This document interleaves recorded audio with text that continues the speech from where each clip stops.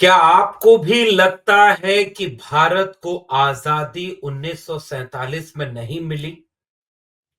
क्या ये देश उस दिन आजाद हुआ जिस दिन राम मंदिर बना? क्या इतिहास की किताबों में, स्कूलों, कॉलेजों, विश्वविद्यालयों में, घरों की पाठशालाओं से लेकर सड़क चौराहों तक ये झूठ बोला जाता है कि अंग्रेजों से आजादी 1947 में मिल गई थी? क्या वो लोग भी गलत साबित हो गए कि साल 2014 में भारत आजाद हुआ? ये सवाल मैं इसलिए नहीं पूछ रहा हूं कि इतिहास की किताबों का सिलेबस बदला जा रहा है। ये सवाल इसलिए पूछना जरूरी हो जाता है कि देश के सबसे बड़े गैर राजनीतिक संगठन आरएसएस यानी राष्ट्रीय स्वयंसेवक संघ के मुखिया ने, सरसंघ चालक ने खुलेआम सार्वजनिक तौर पर कह दिया है कि इस देश की सबसे बड़ी आजादी का दिन है जब राम मंदिर बना। वो सच्ची स्वतंत्रता का दिन है। एक देश को, एक देश के नागरिकों को जिस आजादी को पाने के लिए हजारों लाखों लोग कुर्बान हो गए, उस देश को इस वाक्य पर क्या रिएक्ट करना चाहिए? उस और ये कोई सामान्य व्यक्ति ने नहीं बोला है। भारत की राजनीति पर यह कौन सा अध्याय है जो आरएसएस लिखना चाहता है और आरएसएस का अपना इतिहास क्या रहा है? आज के वीडियो में इस पर बात करना बहुत जरूरी है, इसलिए इसका विश्लेषण लेकर आपके सामने हाजिर हूं। मैं doctor Laxman Yadav, 4 PM news network पर आप मुझे सुन रहे हैं। तो देश को आजादी, सच्ची आजादी उस दिन मिली जिस दिन राम मंदिर में प्राण प्रतिष्ठा हुई। तारीख 14 जनवरी 2025, जगह मध्य प्रदेश का इंदौर। वाक्य बोलने का वाक्य, जिन्होंने ये वाक्य बोला है उनका नाम मोहन भागवत, पद सरसंघ चालक, और संगठन का नाम राष्ट्रीय स्वयंसेवक संघ। राष्ट्रीय स्वयंसेवक संघ यानी आरएसएस, जिसके 2025 में 100 साल पूरे हो रहे हैं। 100 साल पुराना संगठन, 100 साल का सांस्कृतिक इतिहास, वो उसका सबसे प्रमुख व्यक्ति कह रहा है कि अयोध्या में भगवान राम के मंदिर की प्राण प्रतिष्ठा की तिथि प्रतिष्ठा द्वादशी के रूप में मनाने का आह्वान है। कई सदियों से दुश्मन का आक्रमण भारत झेल रहा था। इस दिन ही देश को सच्ची स्वतंत्रता प्राप्त हुई। यह वाक्य बोला है सरसंघ चालक मोहन भागवत। तो क्या इतिहास की किताबों में, सामान्य ज्ञान की किताबों में, स्कूलों, कॉलेजों, विश्वविद्यालयों में ये क्यों पढ़ाया जाता है कि दे दी हमें आजादी बिना खड्ग बिना ढाल, साबरमती के संत तूने कर दिया कमाल? क्यों ये गीत गाया जाता है, कर चले हम फिदा जानो तन साथियों, अब तुम्हारे हवाले वतन साथियों? अब क्यों ये गीत लिखे गए?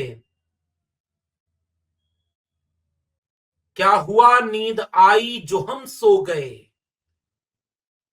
मर मगर सारे वतन को जगा कर चले, याद आए हमारी तो रोना नहीं, हम तो आजादी का रंग लगा कर चले। अय मेरे वतन के लोगों, जरा आंख में भर लो पानी, जरा याद उन्हें भी कर लो, जरा याद उन्हें भी कर लो। किन्हें? कौन लोग थे? 23 साल की उम्र में कोई भगत सिंह फांसी के तख्ते को चूम गया, ये लिखते हुए कि जीना तो मैं भी चाहता हूं मगर गुलाम भारत में नहीं। मेरे लहू का एक एक कतरा इंकलाब लाएगा, माएं अपने बच्चों को भगत सिंह बनाने का ख्वाब देखा करेंगी। शहीद होने का जुनून जिनके सर पर चढ़ा था, कोई राम प्रसाद बिस्मिल तो कोई अशफाक उल्ला खां, कोई भगत सिंह बिना माफी मांगे शहीद होने को कबूल कर लिया। किसी देश के कोने में किसानों का आंदोलन, नौजवानों का आंदोलन, मजदूरों का आंदोलन, सिपाहियों का विद्रोह, कोई आदिवासी आंदोलन, कोई और तरह का आंदोलन। मैं अभी पिछले दिनों महाराष्ट्र मध्य प्रदेश के जबलपुर गया था। वहां शहीद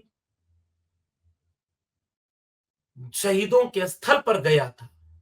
वहां राजा शांति शाह और कुंवर रघुनाथ शाह शहीद हो गए, तोप के मुंह पर बांध करके उड़ा दिया अंग्रेजों ने। कहीं अंग्रेजों ने 100 लोग मारे, कहीं 200 लोगों को सामूहिक फांसी दे दी, कहीं 500 को मारा, जहां जब मौका मिला मारा। चलो एक बात सही है कि वो इस देश की राजनीतिक आजादी की बात कर रहे थे।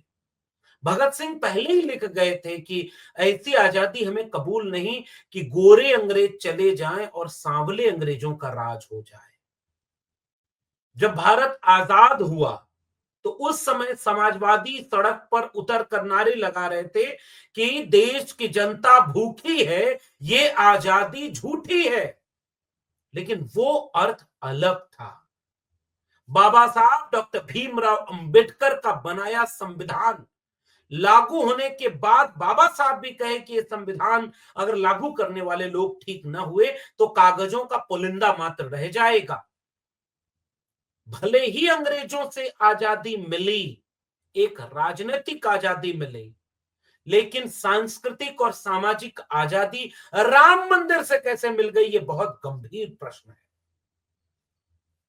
क्या इस देश में कृष्ण को मानने वाले, अगर आस्थावानों की ही बात पहले कर लें, राम के कितने मंदिर इस देश में? अब तो इस पर बात ही नहीं हो सकती। ऐसा लगता है कि पूरा भारत केवल एक भगवान का पुजारी है और वो है भगवान राम।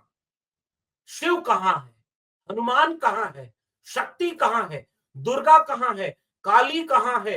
और तमाम तरह के इन अलग अलग रूपों में सगुण भक्ति के पद जो लिखे गए, सगुण भक्ति का जो इतिहास है, जिनके सबसे ज्यादा मंदिर मिलते हैं, जिनकी सबसे ज्यादा पूजा होती है।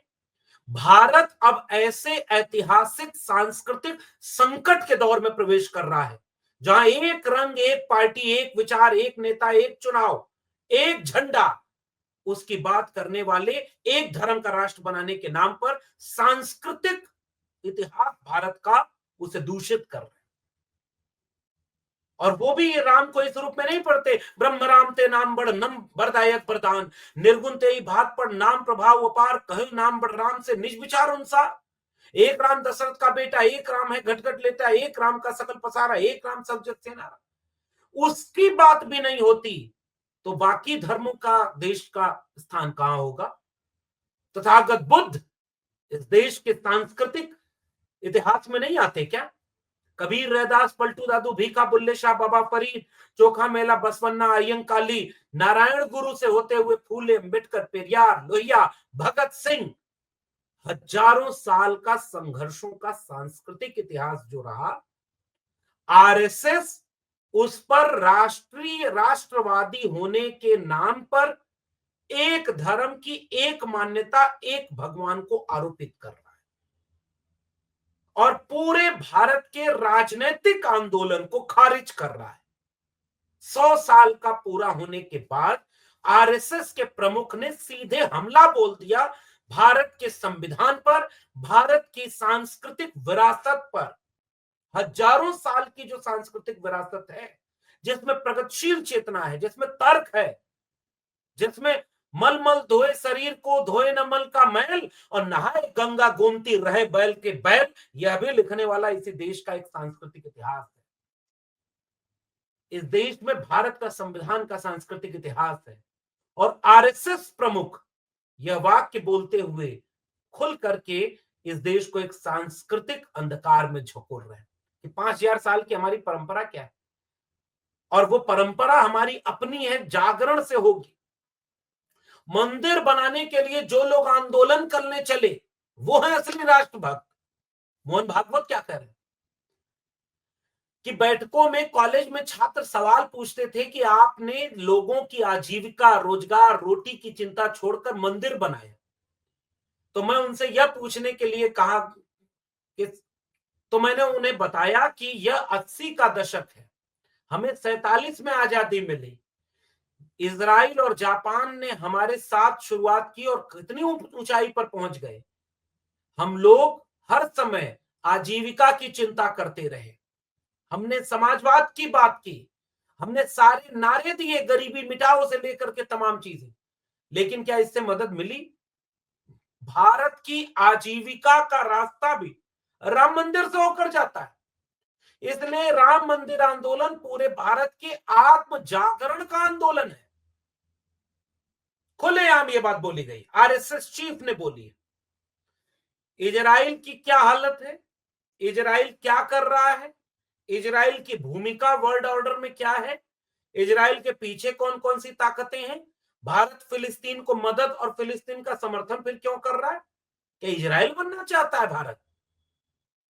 इजराइल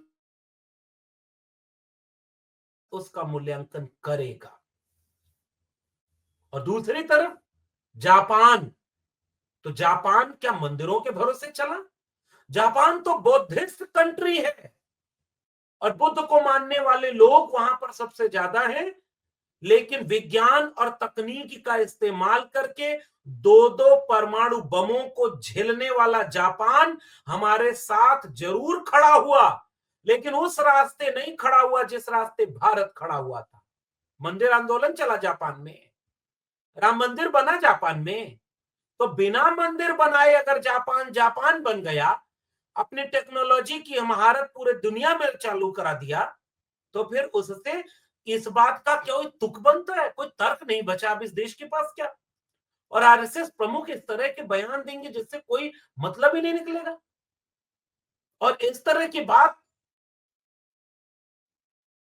क्या इस देश की सरकार ने पिछले 70-80 वर्षों में ये देश कहीं नहीं आगे बढ़ा? इस देश में संविधान लागू हुआ, बाबा साहब डॉक्टर भीमराव अंबेडकर का संविधान लागू हुआ, और उस दिन का अपमान क्या आरएसएस प्रमुख नहीं कर रहे ये बात बोलते हुए?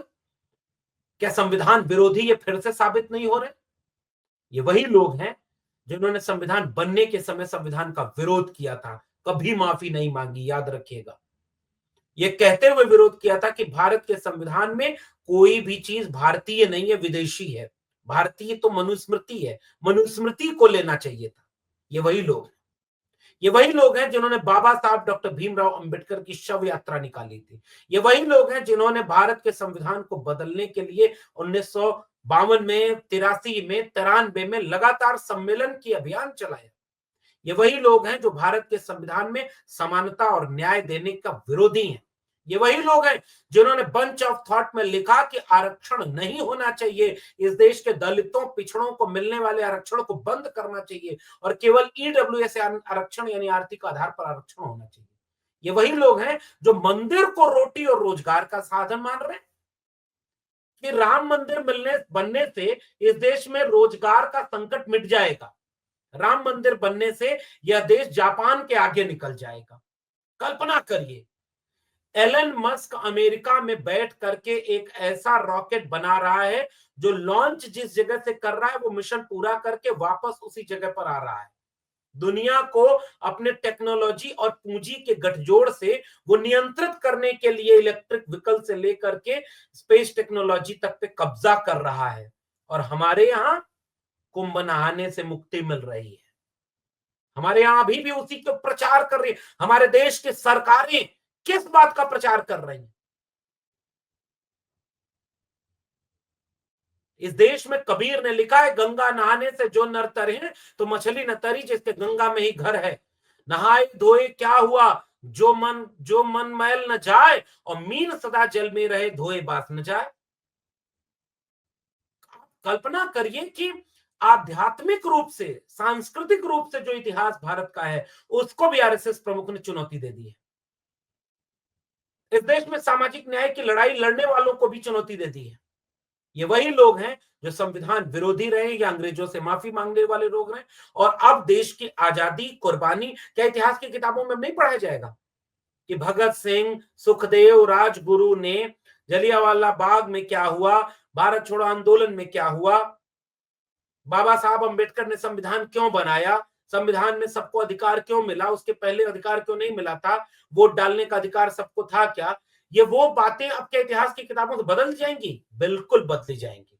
और अगर इस देश को लोग नहीं समझ पाए कि आरएसएस प्रमुख किस दिशा में इस देश को ले जाना चाहते हैं, और इसीलिए राहुल गांधी ने आज ये बात बोलते हुए उन्होंने कहा कि देश विरोधी कृत्य है ये, और ये मनुस्मृति लागू करना चाहते हैं इस देश के संविधान को खत्म करके। कुछ लोग बार बार पूछते हैं कि लोग संविधान पर खतरा बताते हैं, कोई खतरा नहीं है, खतरा आपके सामने मोबाइल खड़ा है, यह है खतरा, यह है संविधान पर खतरा सबसे बड़ा। खुलेआम इस देश में एक धर्म की बात की जा रही है, एक धर्म के अखंड भारत का सवाल पूछने पर वहां बोला जाता है कि हम अखंड भारत बनाएंगे। इस देश के संविधान को क्या भारत के आरएसएस नहीं मानता? और अगर संविधान को मानता है तो आरएसएस ने भारत सरकार से पूछने का ये जोखिम क्यों नहीं उठाया कि पिछले दिनों नरेंद्र मोदी सरकार ने आजादी के 75 वर्ष के इस बात के अमृतकाल की इस बात का मना रहे, सरकार किस बात का, किस IIT, IIM, medical college, engineering college, medical institute, देश की सेंट्रल यूनिवर्सिटीज, स्कूल, कॉलेज, उद्योग के लिए कल कारखाने, किसानों की कामयाबी, हरित क्रांति, कहां जाएगा इस सब का इतिहास? मंडल आंदोलन जिससे आधी से ज्यादा ओबीसी आबादी को हक और अधिकार मिला, ये उस इतिहास में दर्ज है। इस इतिहास में कबीर की मिट्टी दर्ज है, फूले पेरियार हैं, गुरु नानक चौखा मेला है, बसवन्ना है, बुल्ले शाह बाबा फरीद हैं। उस सब को खत्म करके केवल राम को थोप दिया जा रहा है इस देश के इतिहास पर, और ये आरएसएस चीफ कर रहे हैं। इसलिए उन्होंने ये वाक्य बोला है कि सांस्कृतिक सच्ची आजादी भारत को राम मंदिर से मिली। और याद रखना चाहिए इस देश के ओबीसी लोगों को कि मंदिर का आंदोलन भाजपा उस समय अपने हाथ में लेती है जब मंडल का आंदोलन खड़ा था। मंडल के खिलाफ वो लोग आज यहां पर खड़े थे, और वो लोग संविधान बदलने की बात करते हैं। और यही लोग देश में अंबेडकर अंबेडकर फैशन है, इतना नाम भगवान का लेते तो 7 जन्मों के लिए स्वर्ग मिल जाता, ऐसा वाक्य बोलने के बाद माफी भी नहीं मांगते। इसलिए अब इस देश में सबसे बड़ा सवाल इस बात का है कि आरएसएस प्रमुख के इस बयान के बाद इस देश को क्या प्रतिक्रिया आरएसएस से करनी चाहिए।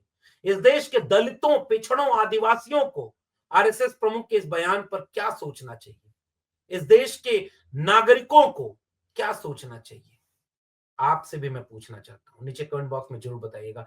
फिर मिलेंगे किसी और टिप्पणी के साथ, तब तक के लिए बहुत बहुत धन्यवाद।